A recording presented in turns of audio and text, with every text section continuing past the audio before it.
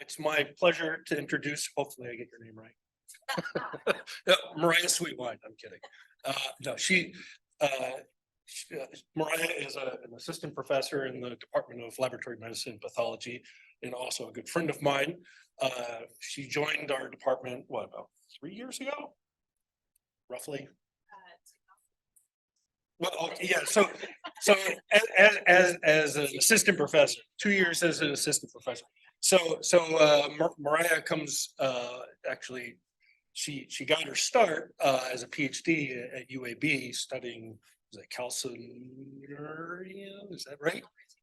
Well, calreticulum, right? So, and then did her postdoc. Started off actually as in the teaching postdoc, so she wanted to go on the teaching route, but then got the research bug, and this was at UPenn, and got the research bug and started studying not signaling in kidney, if I recall, right? So, and that's where she's learned her love of, or got her love of kidney, which she has continued on since. She then moved here for her postdoc. She's actually originally from Seattle. Moved here in the lab of Stuart Shankland, and continuing on with kidney studies, and then got in with Peter Rabinovich, studying these mitochondrial peptides, which I'm not sure she'll be talking about, and did some really nice work there. And as Peter retired, she actually has taken over her spot, or his spot, right over there. And so now she's going to tell us about the work that she's been doing since she started. Thank you for that introduction, Scott, and thank you for not telling everybody that I call you 3 times a day and ask you how to do everything. Today I'm going to talk to you about a story that's come out of my lab, or is sort of developing in my lab, and this is really a work in progress. And this is an accidental story. So this is really what happens if you just go ahead and follow the data and believe in your undergrads, which I will admit to not doing at the beginning of this story. But as Scott said, I worked with Peter Rabinovich for some time, and also Dave Marcinek, who's here in the room. And we were working with these peptides, with this peptide called SS31, and it's now referred to as Elamipretide. And what happened is that I was working as an acting instructor. I did not have grants, but I did have ambition. And so I asked for kidneys wherever I could get them. And so this is a story of what happens if you do something useful with the scraps. And I think it's been really interesting. Whoops, let's see if I can make this work. There we go. I have nothing to disclose financially for me myself, but I think it's important because we're talking about things that are commercially available and or in clinical trials. I just want to be clear about where I get some of these compounds from. So Elamipretide, which I'll be talking about, is provided by Stealth Biotherapeutics with the material transfer agreement. They're allowed to see my research before I put it out in the public. They have like a 30-day window, but they can't tell me not to put any of it out. So everything that I'm putting out to you is exactly as it would be. And then NMN, which I'll also be talking about, was provided by the laboratory of Shin Ichiro Mai in a collaborative agreement with Peter Rabinovich, and then again with me when my lab started. He does have financial interests in NMN in Japan, but again, I'm not involved in any of that. So today we'll talk about why we should care about mitochondrial intervention in the aging kidney. And then I'll tell you about these 2 interventions, Elamipretide and NMN. And I'll tell you sort of 2 specific stories about them to give you some background on where the work came from that I'm going to be talking about today. And then we're going to get into new and completely unpublished data, which is the combining of NMN and Elamipretide in the aged kidney, and a little bit also some data in the liver. And then we're going to just spend a few minutes at the end talking about the context of this field, which is kind of a bumpy and interesting field. There's a lot of controversy here. So why should we care about mitochondrial intervention in the aging kidney? Well, first of all, I want to tell you that kidney disease is a disease of aging. I have a problem, which is I cannot see this screen with my glasses on, and I cannot see the screen without my glasses on. I will do my best. So chronic kidney disease is a disease of the aged. You can see that as, do we have a pointer, Brooke? Is it here? Yeah, got it. No, that's okay. Got it. So you can see the prevalence of chronic kidney disease increases with increasing age, the point where people over the age of 65, it's estimated that somewhere between 25 and 35% of all people who are over the age of 65 have some level of kidney disease. It affects every segment of the population, and chronic kidney disease and ESRD, or end-stage renal disease, which basically means that now your kidney disease has become so bad that you need to have renal replacement, either dialysis or a kidney transplant, in order to be able to survive, costs more than $100 billion in Medicare spending a year. So it's a pretty significant problem, but those of us that study the kidney feel that it's maybe underappreciated. The other reason that we should care about mitochondrial dysfunction in the aging kidney is that the kidney is among the most mitochondrial rich tissues in the body. So you're looking at cross sections here going down through the nephron, which is sort of the functional unit of the kidney. You have 500,000 to 1 million of these in each kidney, depending on endowment at birth. And as you can see, the way that these cells are drawn as you move down through the nephron really shows you that all of these structures here, these are all mitochondria. And so you can see that these are incredibly mitochondrial packed. When you think of mitochondrial rich tissues, typically people think of skeletal muscle, heart. A lot of times people will say to me liver, but actually kidney is much higher than liver in the context of mitochondrial richness. And so the degradation that we see in mitochondrial function with age is something that kidneys are really susceptible to. They are susceptible to mitochondrial dysfunction, both in the context of chronic kidney disease and also acute kidney injuries. So a chronic disease, something like the most common causes for that would be diabetes or hypertension, for example. But an acute kidney injury would be something like a drug toxicity, an infection, or ischemia that happens, for example, during like a surgery, secondarily to a surgery. And so both chronic kidney disease and acute kidney injury, the risks of those increase almost exponentially with age. And so we want to figure out how can we protect people at older ages from sort of having their chronic kidney disease progress all the way into end-stage renal disease, or how can we prevent them from having these acute kidney injuries if we know that they're going into a situation, say, for example, chemotherapy, where they might have something that makes their kidneys vulnerable. And there is a quiz at the end of this talk, and you have to know everything on this slide. That's not true.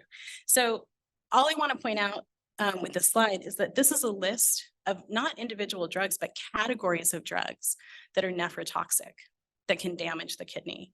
And this will be important for our talk later. It's something that I really want everyone to understand as we go through, is that what the kidney does is filter your blood, but it also is one of the sort of holding places for a lot of the stuff that's coming through the blood. And so clearance of a lot of drugs goes either basically metabolizes through your liver or gets cleared through your kidney. And so it's very easy to hurt a kidney unintentionally. You can do it with ibuprofen. You can do it with things that are over the counter. They don't just have to be prescribed. A lot of antibiotics will do this as well. It's not a talk about aging unless we show this slide, and it's just obligatory in my field. So what I really want to point out to you, these are what's called the hallmarks of aging, sort of different cellular mechanisms by which we know that aging occurs in the body. But the important point for me about this is that there's a lot of crosstalk that happens between actually all of these different mechanisms in each other. We're going to focus on mitochondrial dysfunction, but mitochondrial dysfunction also alters intracellular communication, genomic stability, and cellular senescence. And in the context of this talk, we're also going to talk about inflammaging. So are there ways that we can intervene in mitochondrial dysfunction at late age? And that's really become a topic that's quite hot in the field. There's a lot of different drugs that people are using, And so I'll tell you about two interventions that we've used in my lab, and along with collaborators here at the UW. And those are Elamipretide and nicotinamide mononucleotide, or NMN. I'm going to refer to Elamipretide as ELAM and nicotinamide mononucleotide as NMN. So the important point about these two different therapeutics is that they have very different functions in the mitochondria. So we'll talk about NMN first. So again, there will be a quiz at the end, and you have to know all of these pathways. All I want you to understand from this slide is that NMN is a precursor to NAD+, and that there are many ways that you can get to NAD+ through multiple pathways: the de novo pathway, salvage pathway, which is where NMN sits, and the Priest handler pathway. And all of these can come in from diet. So what's important about nicotinamide mononucleotide is that this is something that is naturally occurring in your body, and this is something that you can actually even take in with food, right? This is something that is just a part of NAD plus generation. But you can also take it in supplement, and so there's a huge industry right now that are making supplements that provide either NMN or NR or a few of these other things. People are taking tryptophan, right? All of these things in an effort to try to increase their NAD+ production. In mice, there has been quite a bit of studies that show that NMN can be really positive in NAD supplementation.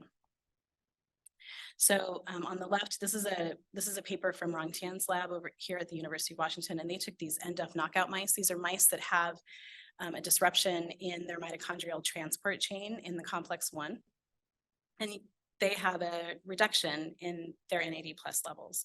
But if you give NMN to these mice, their lifespan is greatly extended, despite the fact that they have many disabilities across all of their organ systems. In the context of kidney, short-term NMN administration at the time of induced injury improves outcome for AKI in both young and old animals. And there are 3 studies that show that. And this is the most recent study, which actually came out of the lab that I postdoced in. And so that's a very encouraging results for a potential therapeutic. But most studies of NMN have focused on outcomes in liver, brain, and skeletal muscle. And again, that kind of goes back to where people think that mitochondria are going to be very important, right? Skeletal muscle, heart, brain, particularly with aging. There's a lot of money right now in the aging field to study brain. And so that also tends to kind of shunt research in that direction. But the most important thing to know about NMN in the context of our talk is that it is commercially available. So you can just go and buy it. You can get it at Target. And it comes in a huge range of doses and prices, and it's really hard to know exactly what you're getting. You can pay $1,000 a bottle. You can pay $30 a bottle, and there's really no regulation for this. And so on the one hand, that makes it very exciting to include in your research, right? You can just, I literally bought some from Amazon to give to my mice. I meant to bring the bottle here to see if anybody wanted to take some. But my lab is next door. So after this talk, if you want some NMN, I will give it to you. But it also doesn't really have any sort of like recommended dosing, right? It's not right now regulated by the FDA in any way. It's a supplement. Elamipretide, on the other hand, is a synthetic molecule. So it's a tetrapeptide. Originally, these were called Ceto-Schiller peptides for the people who discovered them. And there was a sort of a whole list of them. But this one, which was called SS31 and is now called Elamipretide, has some very interesting chemistry to it. So originally, when it was first published, people thought that it was an antioxidant. They saw benefit and they could see that somehow it was targeting the mitochondria, and they thought, okay, it's an antioxidant and this is what's happening. And the types of benefits that were being seen were supported by the idea that it was an antioxidant. But as we've been able to sort of delve deeper, and a lot of this work has been done by Nathan Alder at UConn, what he showed was that actually this peptide just has a really high affinity for the inner membrane of the mitochondria. And it's largely based on charge and its ability to cross the cell membrane. And so what happens is that SS31 binds to the inner membrane of the mitochondria, and it sort of buries itself in that inner membrane.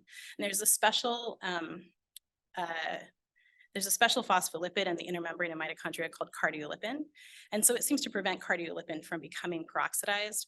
And so it prevents the breakdown of these cristae, which are these sort of lines that you see here, which are really where the action, the real work of mitochondria happens. So in a healthy mitochondrion, you have these cristae curves, and there you have the electron transport chain sort of tightly packed along that curve.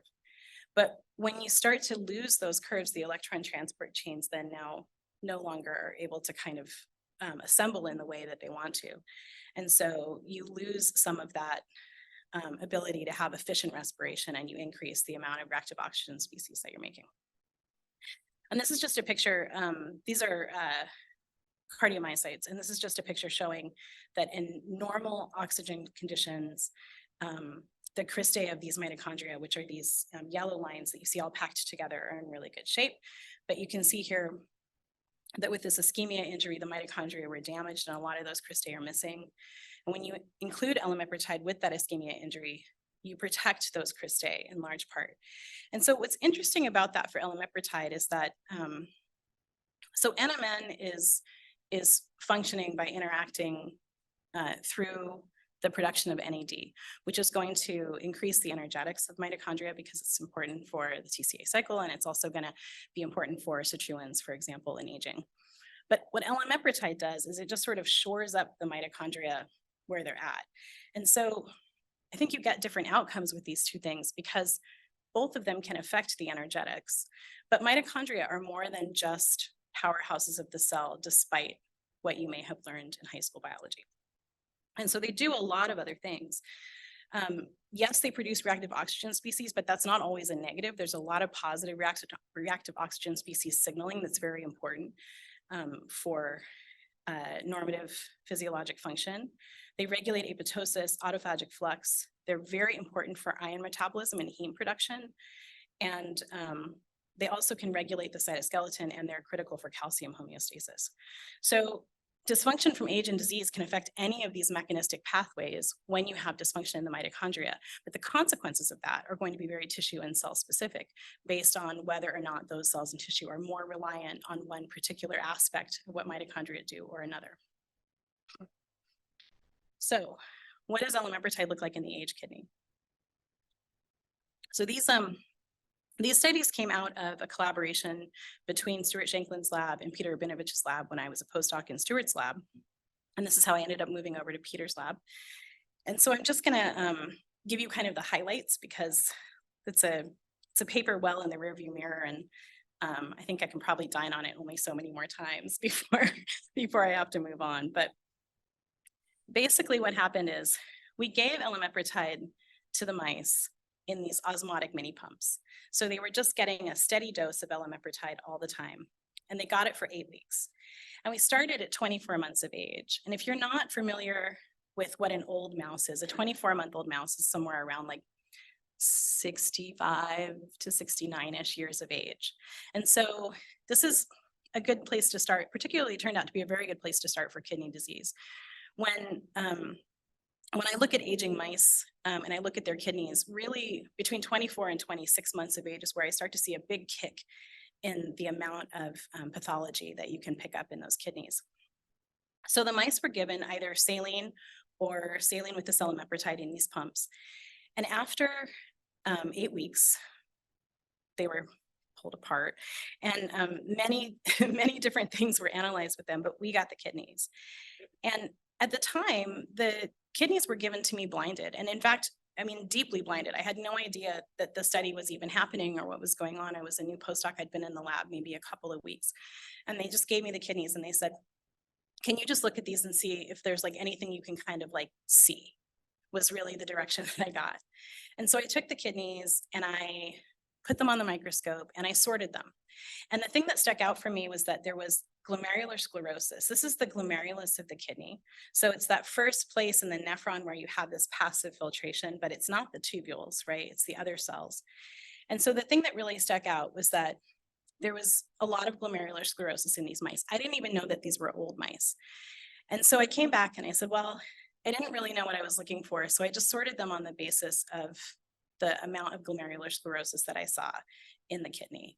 And when they were unblinded, it turns out that what we saw was that at the baseline at 24 months of age, this is the amount of glomerular injury, more or less, that you see. And at 26 months of age, so two months later, that's increased. But if you give the mice the Elamipretide for 8 weeks, you just sort of hold them steady. You just kind of keep the amount of injury that they have right where they were at 24 months of age, and they don't progress.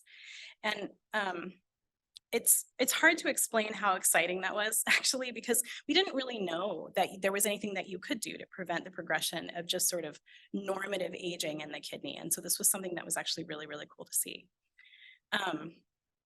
But what was surprising was that when it was explained to me what this drug was, and then I had to try to write up this paper, I could not for the life of me figure out how to get through it, because it was a mitochondrial intervention, and it was in the compartment of the kidney that is not mitochondrial rich. So the tubules are very mitochondrial rich, the glomeruli not, and yet still we saw this improvement. We also saw an improvement in the sort of integrity of a specialized cell in the glomerulus called a podocyte. So not the total number, but we saw fewer markers of injury and more markers of a healthy cytoskeleton. There, we saw increased numbers of parietal epithelial cell progenitors. These are cells that line the capsule of the kidney, of the Bowman's capsule, and they contain a progenitor cell that can help replace cells that get lost on the glomerulus. And we saw a reduction in kidney senescence. And that's really thanks to the reviewers. So they came back and asked for that. And I thought they were kind of crazy, but I did it. And it turns out there was something there. And we saw a reduction in fibrotic activity. So overall, the kidneys were looking better. And this is that reduction in senescence that we saw. So looking at P19ARF, which is a one cell cycle regulator that's involved in senescence, we saw a marked reduction in the parietal epithelial cells. So here, this brown cells are positive for P19ARF, and this blue cell is not positive. And we saw this big reduction when we gave the mice Elamipretide. And this was also very surprising, because really what was understood about senescence in the aging kidney was not so much. And then we looked at the whole kidney, and we gave them senescence-associated beta-galactosidase and saw that Elamipretide also reduced the amount of senescence that you saw just across the whole kidney.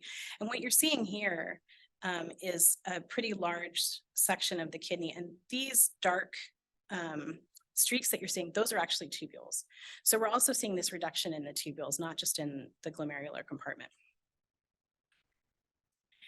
And if we took the glomeruli out and we put them on a dish and then gave them the Elamipretide so that we could understand if this was just a systemic effect when we run it through the whole body, or is this something that happens if we give it directly to the cell types that we're interested in, we saw again this reduction in senescence-associated beta-galactosidase in the outgrowths that we got. We also saw, so this is the outline of one outgrowth from a glomerulus that's been isolated, and the cells are crawling off of the glomerulus.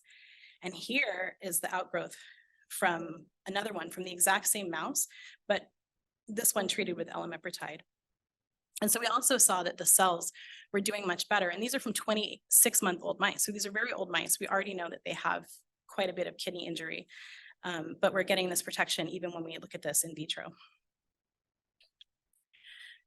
So while that was happening, at that time I had moved over to Peter Rabinovich's lab, and there was interest in also in looking at NMN in Peter's lab.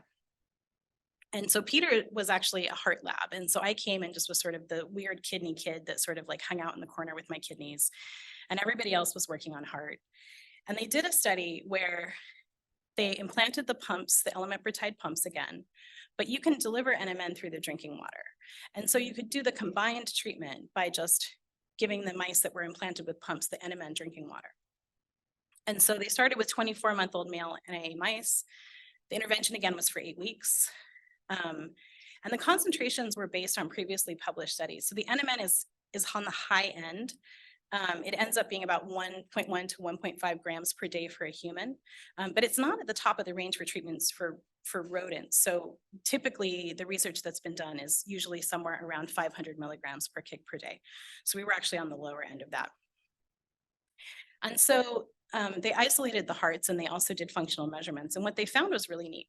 So when you give Elamipretide, SS31 to mice, and this was already known prior to this paper from Jeremy Whitson, who's a former postdoc of Peter Rabinovich's, what happens is that you preserve the diastolic fraction of the heart.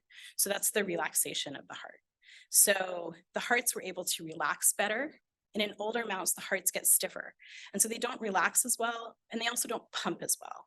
And that's true in humans also. And so if you give Elamipretide, what happens is the hearts could relax a little bit better and they could fill a little bit better. And if you gave them NMN, what happened is the hearts would pump better. And if you gave them both Elamipretide and NMN, you had a heart that relaxed better and pumped better. And so you had better diastolic and systolic function. And this was a pretty exciting finding and you know, potentially like, great, this is going to be a great therapy that we can give both of these things, right? And then you're just going to like be bionic. So what about in the kidney? Well, Jeremy wasn't using the kidneys, and I very kindly asked him if I could have them. And at that time I had an undergraduate in the lab, Tara Saleh, and I thought, well, this would be a great project for Tara because she doesn't know how to do anything and I don't really care what the outcome is. So I gave it to Tara and I said, wouldn't this be nice? And you could just grind up some kidneys and some livers and whatever kind of tissue you want that's left over. And you could just see if like, maybe we see the same benefit with senescence that we saw from the Elamipretide. Maybe we'll see that with the NMN as well. Or maybe like the NMN and the Elamipretide together will be even better. And so that was our question. So we took the exact same mice, and this is very important. Remember, I'm telling you there's great benefit in the heart when you give the mice this treatment. We took the same mice and we took the kidneys and the livers from those mice and we performed an analysis. So this is Tara. She's applied for med school here. So if anybody's on the committee, please let her in. She's amazing. But what I asked Tara to do was just to pick sort of a selection of genes that you might expect to see differentially regulated in senescent cells. So senescence is a pretty actually complex phenotype. And what you're looking at in a cell that can proliferate is you halt cell cycle regulation, but the cell doesn't die, it still stays there, and it has actually a lot of metabolic activity. In fact, sometimes even more. And what it does is it starts putting out what's called a SASP, a senescence-associated secretory phenotype. So it spits out these cytokines and these chemokines and all these other things to kind of say like, oh, I'm so senescent over here. And it can signal for the immune system to come and clear it. Or it can also signal to the cells nearby to become senescent, or it can just sort of create an inflammatory problem. So Tara picked a couple of things, and one of the things that she started with were the cell cycle regulators. So she started with P16, P21, and P53, because they're sort of always kind of front and center in a senescence phenotype pathway. And so what she saw was that, yeah, there was an increase in P16, and that was about it. When we looked at either, oh, I'm sorry, this should say kidney here and liver here. When we looked at the kidneys and the livers. And there was a bump here with NMN, although it's not the most convincing bump that I've ever seen, but it is there and it does come out to be significant by two-way ANOVA. I do want to point out that we did not see a reduction with the Elamipretide. So despite the fact that I've shown you this data, that in my other study we saw suggestions that there would be a reduction. And for the P16, at least for the mRNA, we didn't see that. But interestingly, we also saw this significant reduction when the two drugs were given in combination. So here, maybe we do have some effect of Elamipretide that's kind of reducing the amount of P16 that's being expressed in the kidney. But I also asked Tara to pick a few targets that were from the SASP, so the cytokines and the chemokines that can be expressed. And this was so surprising that when Tara brought the data back, I told her that she did it wrong nicely, and I made her redo it again nicely. And I made her redo it again 3 times. So first it was rerun the PCR, and then it was maybe you need to make new RNA, and then it was like, maybe this is actually real. And she was very patient about it, and so I thank her for that. But what we saw that was absolutely gobstopping for me was that there was this huge increase in IL-1 beta, which is an inflammatory cytokine, when we gave the mice NMN. not when we gave them Elamipretide. And when we gave them the combined treatment, again, we saw this reduction in the amount of IL-1 beta mRNA that we're seeing. Now, there are places where it's not too bad to see IL-1 beta, but the kidney is not one of those places. And so, interestingly, in the liver, we don't see the same pattern. So here we see that there is an increase in IL-1 beta with age in the liver, and maybe it is reduced a little bit by some of these interventions, although not significantly. Yeah, totally. How is that quantitated? The question is, how is that quantitated? Yeah, that's a good question. So this is a QRT-PCR. Yes. And then we normalize to beta actin, and then everything we set young as 1. And so everything is set around the young as 1. Yes.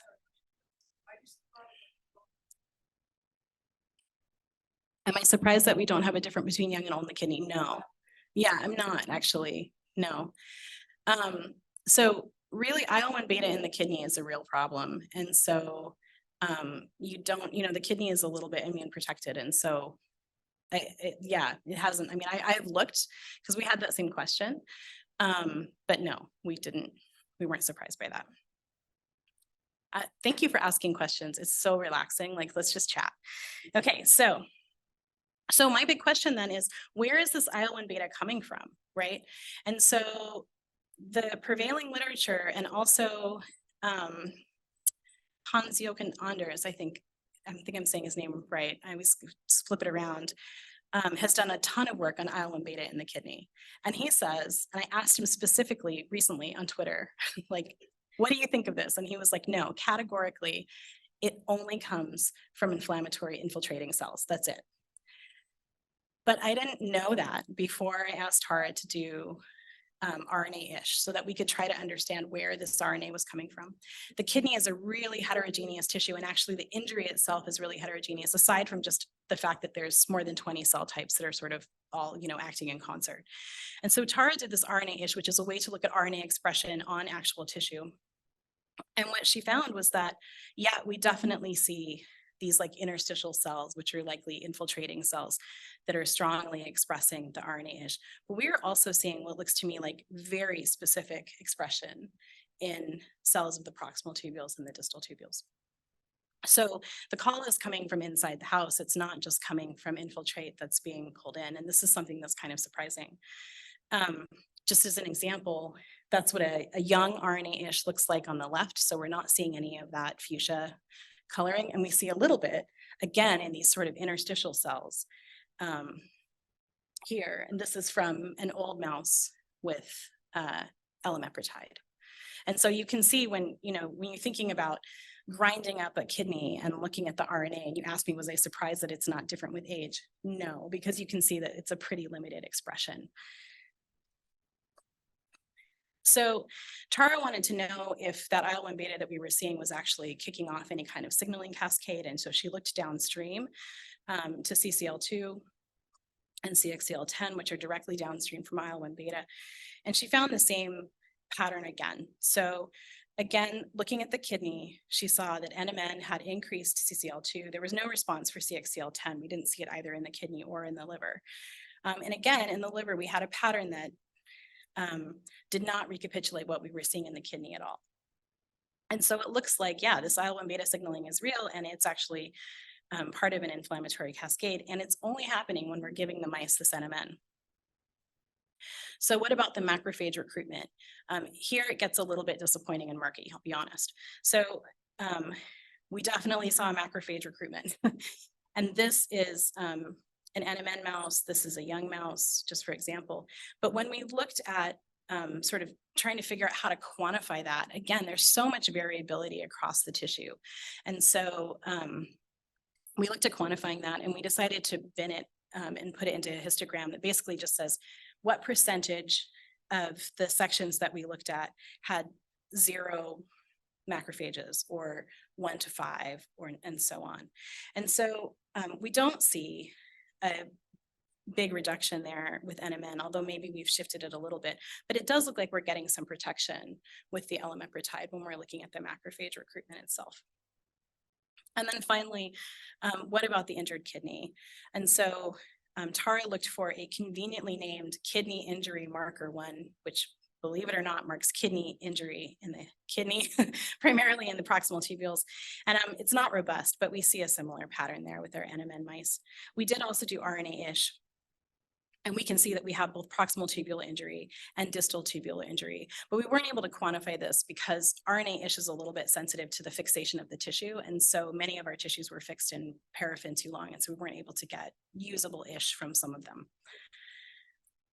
So we really wanted to understand what else could be happening. Where is this coming from? And we talked to Shinamai, and he said, oh, that's so interesting. You know, one of the things that comes up when we give NMN to humans is that we see an increase in methyl nicotinamide and 2-PY, 4-PY. And you might look for those because at least they'll tell you if your NMN is being processed, because that's what we use it for. And so, yeah, Cindy, I like it.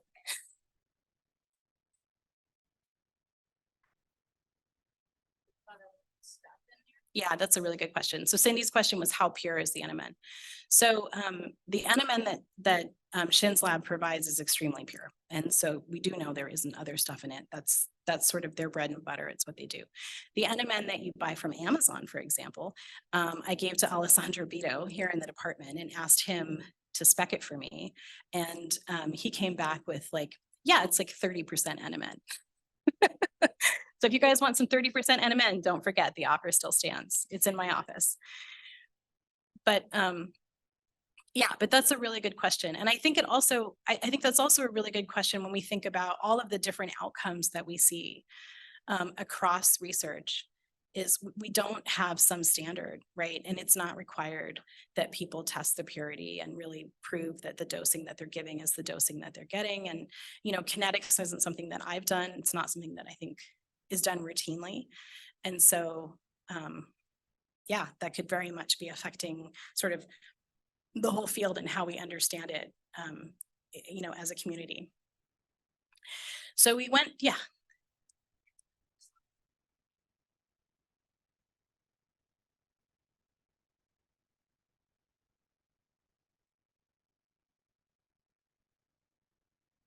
I think it is, but I mean, I'm not going to tell you to say it.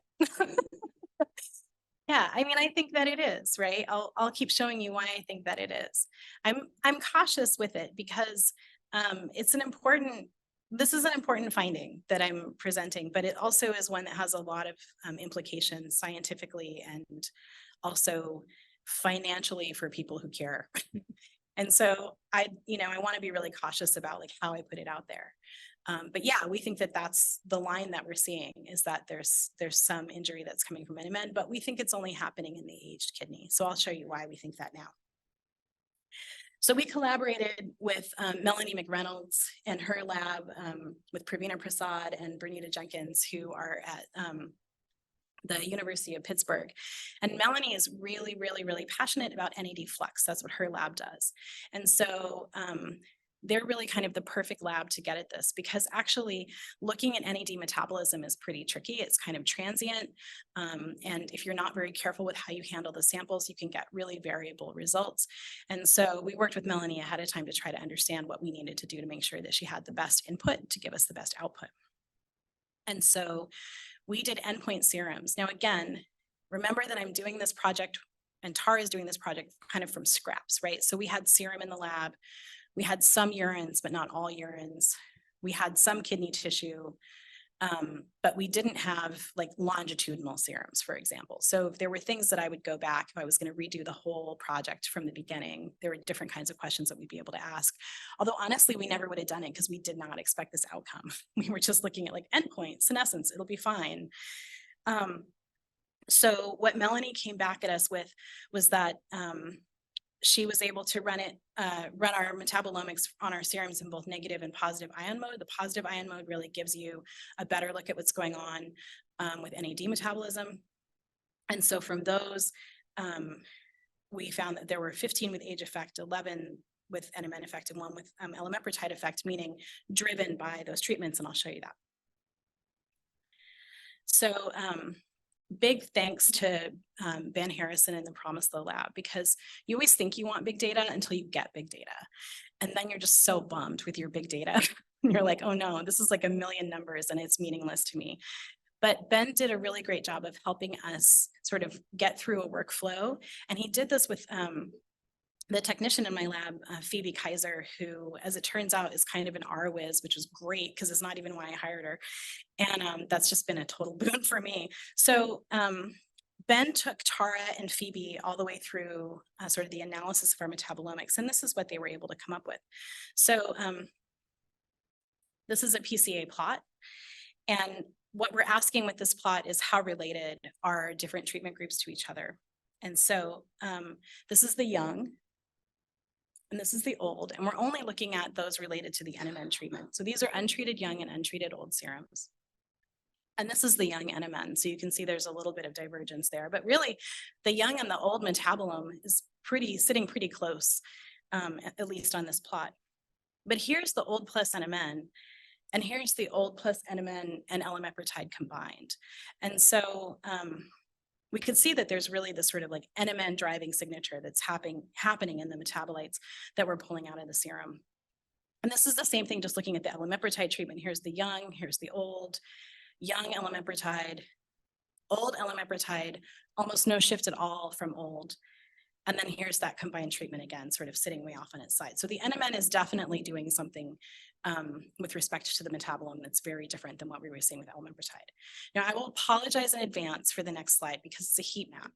And I know you're gonna hate this because I hate it when you do it to me. I'm sorry.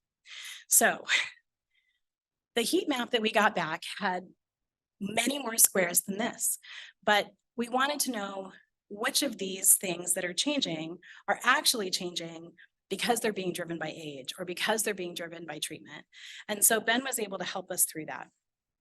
And all I really want to highlight there is that we have some that are driven by age, and those same metabolites are also driven by NMN treatment. And so those start to be very interesting to us because maybe what I didn't emphasize enough at the beginning of my talk is that almost all of the work that's been done with NMN supplementation has been done in young animals. The Sinclair lab has been doing quite a bit more work with older animals, but what we know kind of up to now is that if you're looking at AKI or diabetes or all of that's happening in the context of a young animal. And so this is really telling us that maybe we need to be doing all of those things. If we're interested in the interaction of disease, we also need to include the interaction of age to really get a sense about what's happening. So this is telling us that young animals and old animals do not process NMN in the same way. Cindy. Yes, that's a great question. And I address that at the end of my talk, but I'll tell you now, they're all male. And that's also, I think, going to be something that's very, very important. So this was a study in male mice. The study was done in male mice because that's where you get this sort of very consistent heart failure. And so that's why that sex was chosen. But I have plenty of data from my own research and my own research with Elamipretide that says mitochondrial dysfunction in the kidney is not the same in male mice and female mice. And that likely the outcomes that we can expect to get from intervention, because that dysfunction is different, also is not the same.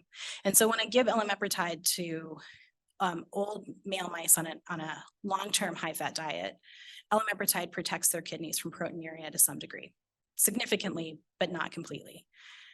In female mice, doesn't seem to do anything because their proteinuria also is kind of like all over the place with age, and it is not the sort of consistent rise with the high fat diet that you see in the male mice.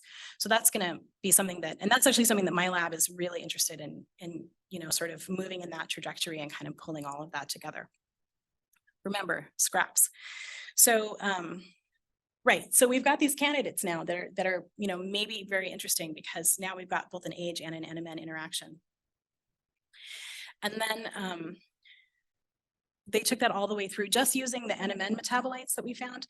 One of the problems with doing metabolomics is that not every metabolite that you find has a KEGG ID or some sort of unifying ID, so it makes it harder to run it through some of these programs. But when we did that with the metabolites that were affected by NMN, And then also combine that with the rest of the ions that we were able to identify in our serums, we find that there are a couple of different pathways, for example, apoptosis and necrotosis, that are very much inflammatory pathways. So this brings us to why should we care about what some of those metabolites are? In the kidney, because your kidney is responsible for clearing your blood, one of the things that happens when it doesn't do that is you become what's called uremic. The term for that is based on the buildup of urea in the blood, but there are many other molecules that can build up in the blood and are considered uremic toxins. And the reason they're considered toxins is that not that they are not supposed to be there ever, but that when they reach a certain level, they can start to become harmful in the body, and they're circulating through your entire body because it's in the blood. And so uremia affects basically every organ system that you can think of: your heart, your liver, your brain. And it's tied to having tubular dysfunction. So it's those tubule cells that are supposed to be actively transporting in and transporting out either ions or solutes or whatever is supposed to be being moved out of the kidney. Their inability to do that anymore means that those things build up in the blood.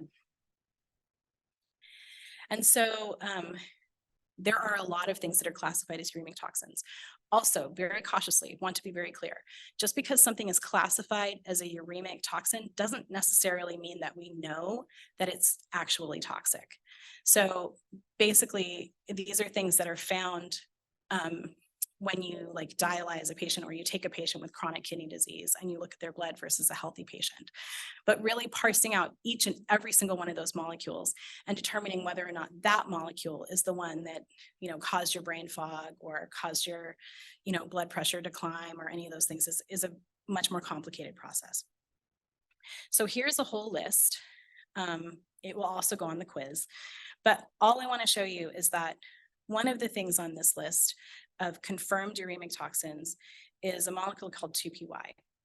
And if you start up here from NMN, you'll see that the metabolism of NMN, the breakdown to convert to NAD, leads you here to this MNA, which is methyl nicotinamide, and then to 2-PY, 4-PY, and 6-PY. So we're giving the mice this big bolus of NMN, and this is going to be what comes out of them. And we're seeing that that's what comes out of them. We're seeing that that's showing up in the serum. And some people have done the work to try to determine, is this thing an actual toxic uremic toxin? And so this is just one paper. There's a few other examples where they say, yeah, 2-PY is something that's actually toxic. And here what they're showing, these are people that are either have healthy kidneys or have staged chronic kidney disease. And you can see that the 2-PY concentration is increasing with the kidney disease.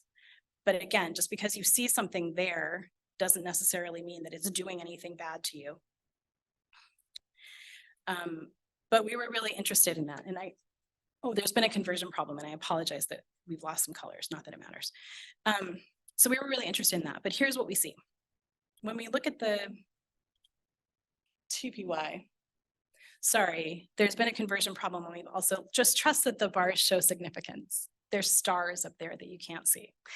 When we look at 2-PY, you can see that in young animals given NMN, that there's an increase in the 2-PY in their serum. And in old animals given NMN, there's an increase in the 2-PY in their serum. And that doesn't change if you give them Elamipretide. But that increase isn't any different between young and old. So the same levels are circulating in a young animal as in an old animal. Okay, so maybe that's not our culprit, it's something that we're interested in because we really want to understand what's happening in the old animal.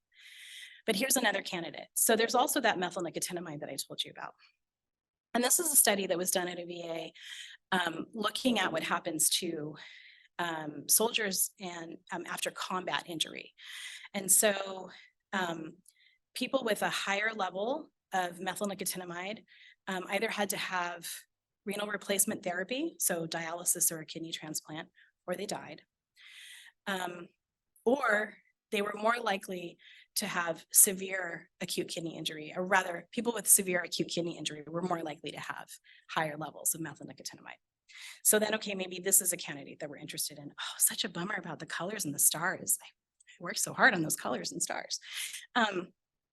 But here's something now where what we see is that when we look at the young in NMN treated, we do see an increase in methylnicotinamide, but that increase is higher in old animals.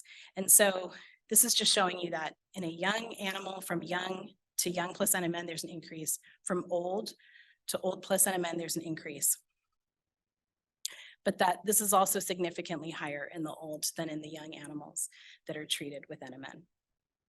And so this is something that we are following up to see if this is actually potentially the culprit for what's happening in those aged kidneys that's increasing that inflammatory signaling in a way that you definitely don't want to see happening. We did also look at the urine. So this is longitudinal spot urine collection. It's imperfect if you're not a big fan of collecting urine all the time, as I am. If you collect urine for 24 hours, you get a really clear snapshot of what's going on in somebody's kidney. But if you do spot urine collections, you know, depending on the time of day, the mice can have been drinking more or drinking less, and they can be more concentrated or less concentrated. So it's not a perfect science.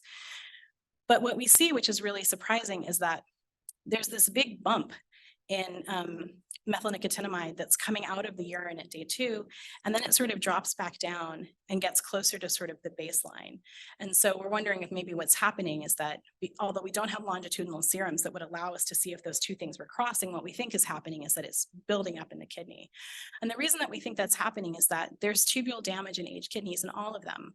And so we think that the dysfunction that's already present in the aged kidney is just preventing those kidneys from being able to clear these NMN metabolites as well as they could, and that is just leading to a buildup which ultimately is toxic. It's not that the NMN itself is necessarily a problem or doing anything particularly dangerous. Another heat map, again, apologies, but this is something that I just want to point out to you. So we didn't really know where methylnicotinamide would be, and we were kind of curious about that. And so we took, these are aged mice, and we took the hearts, the kidneys, the livers, the gastrocs, and the serum. And we ran those again with Melanie's group for metabolomics to see what would come out. And what we found was that down here, this green bar right here, what we found was that you can see if you look at in the kidney line, which is sort of crisscrossed with green, that methylnicotinamide is very, very highly collected in the kidney relative to any of those other tissues that we looked at. And so even though we were able to detect the change in the serum, the kidney is really where probably a lot of that is accumulating. On the other hand, 2PY, which we also were targeting, is sitting up here, and 2PY is collecting more in the serum. And so we also think that understanding the tissue specificity of accumulation may be a key to understanding the organ-specific effects. So a final word about methylnicotinamide. I told you that that Shinamai's group saw it in, these were in, I think it was like pre-diabetic, overweight, middle-aged women who they gave NMN to, and they saw an increase in methylnicotinamide in those women. Jeremy, in the mice, these exact same mice, also saw it in the heart. And so, you know, we didn't really have any context for whether or not that would matter. And so also, I think something that's really missing in the field as we're looking at these interventions is really thinking about them systemically and really trying to understand what's happening, not just in our organ of interest to get our one paper, but also what's going on elsewhere. And so we're going to need to do a lot of collaborations to make sure that that gets done properly. So this is our current working hypothesis, that there's tubule damage that's inherent in the aged kidney, and it reduces the clearance of products from NMN metabolism.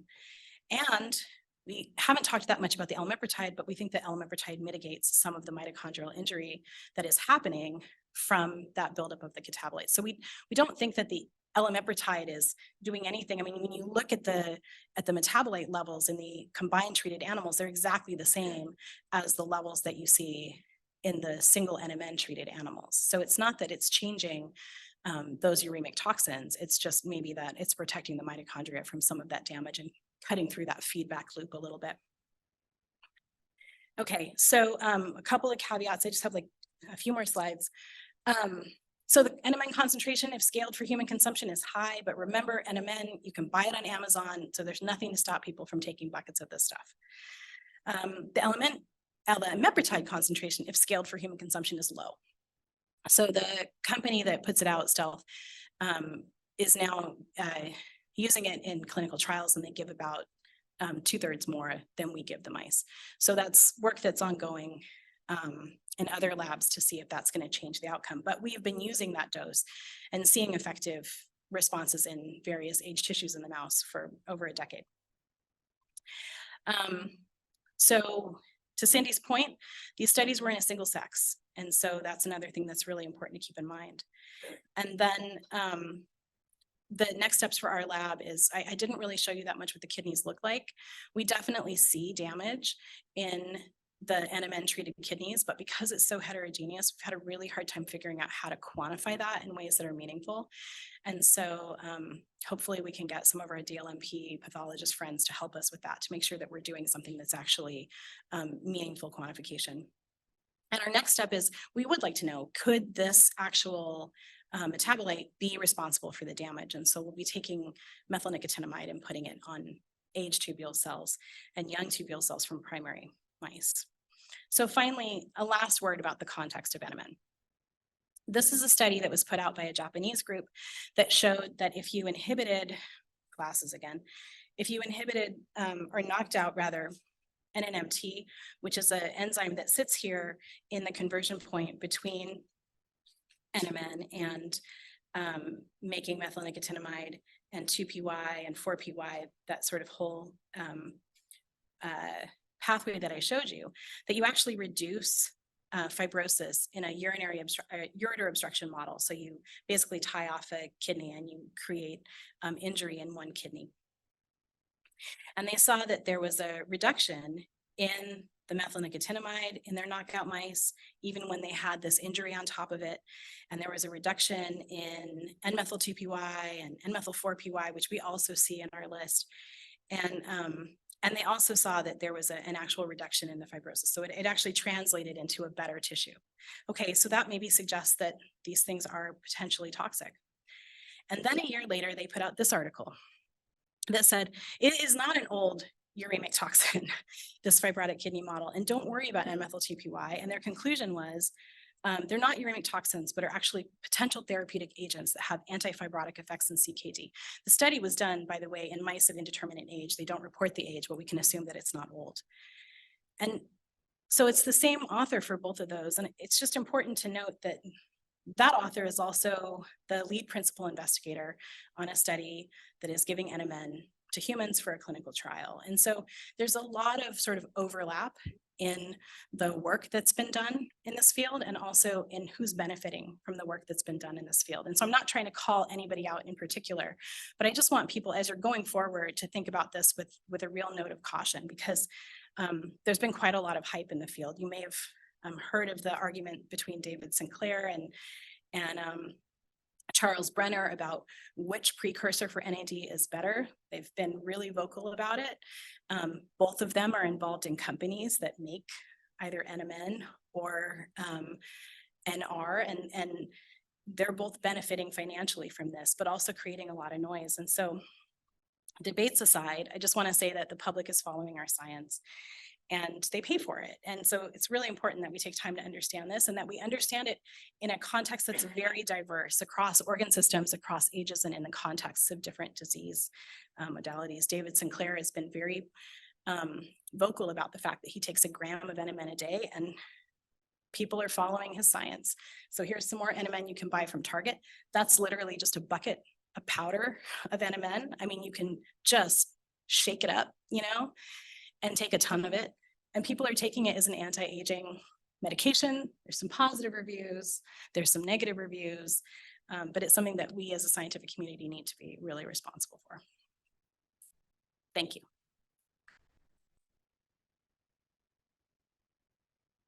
And I am an assistant professor, so help me out.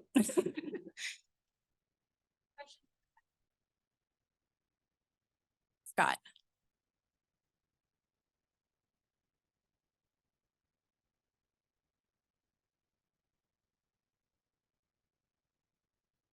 I can also repeat the question if we need to. Okay. All right. So So, I mean, this is in mice, and mice aren't humans, and there's a lot of Allegedly. yeah, but there are a lot of people out there taking these like Inamin or other analogous compounds. What's in the literature? Somebody's got to have like OD'd on this stuff, right? So, uh, I mean, it's not regulated. are there like case reports? A lot of cases, people. I haven't seen any, but all of this stuff also is sort of, I mean, NMN is not exactly this, but it's in the lineage of vitamin B3, right? And so it also sort of makes it very hard to chase down, I think, if there are case reports, which thing did people take and how much and when, and yeah, I haven't seen any. So yeah, maybe it's fine. I don't know. Right. Yeah, I've got a bunch, but I'll follow up with most of them tomorrow. Okay. I was interested that, Inamin and the SS31 peptide in some context appear to have antagonistic effects or clearly non-additive effects. And I was wondering what your thinking was about that.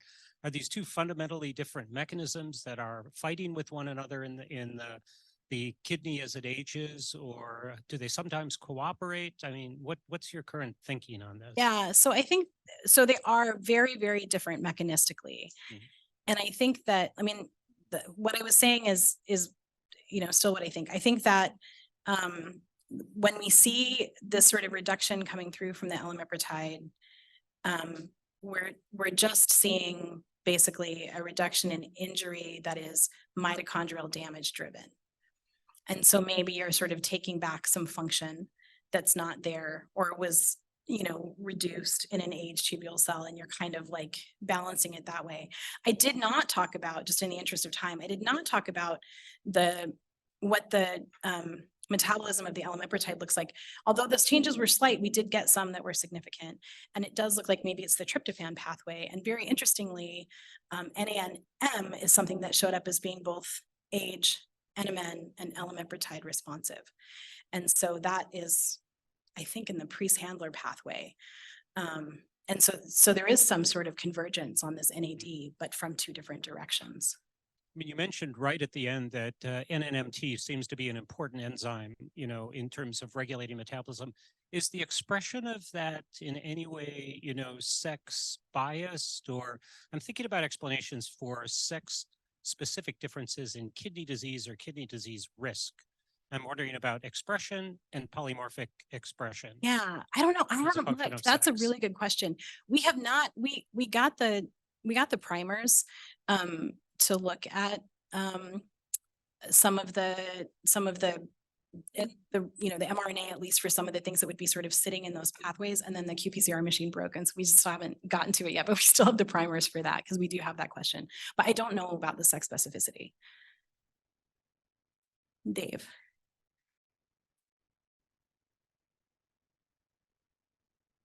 So if I understand the model, that you're suggesting that the NMN is going through this NAD metabolism, creating MNA throughout the body and basically in all tissues. This happens. It's not preferentially in the liver or in the kidney or anything. It's just happening.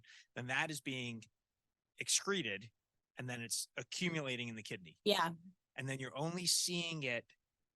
So in your longitudinal study in the urine, you're only seeing it show up in the urine 2 days after the treatment. Yeah. Because then after that, there's too much kidney damage and it's not being excreted and it's just collecting in the kidney Yeah, that's what we is think. the model. I would love to do those. I would like to do those again, to sort of retreat again and do those studies better, right? With longitudinal serum that matches and with 24-hour urines and all of that. We won't for this paper because it's time for it to go. But yeah, that's kind of what we're thinking.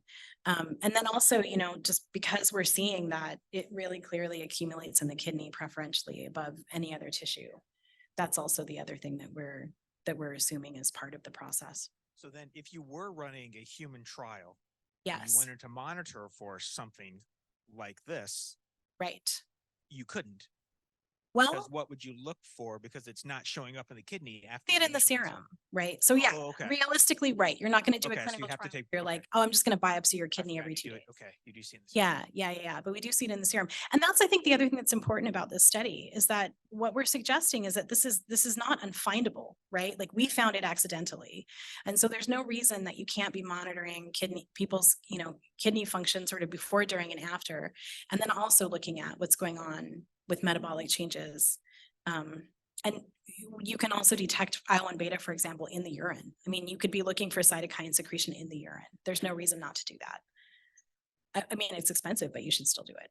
Yeah, do you think that well, I guess you'd have to speculate because typically in a clinical trial, you monitor kidney, you take blood, and you monitor. Yeah, but it's kidney function, like, but it has to be pretty severe for something to show up. Is that? yeah, because what they're gonna look for, right, is they're gonna look for like proteinuria and like some really remarkable change in creatinine, maybe bun if you're lucky, right? But otherwise, and interestingly, we did see a change. So creatinine shows up as one of those metabolites that's differentially regulated. Let's see if I can find it. Did you find it? Yeah. Here it is. Yeah.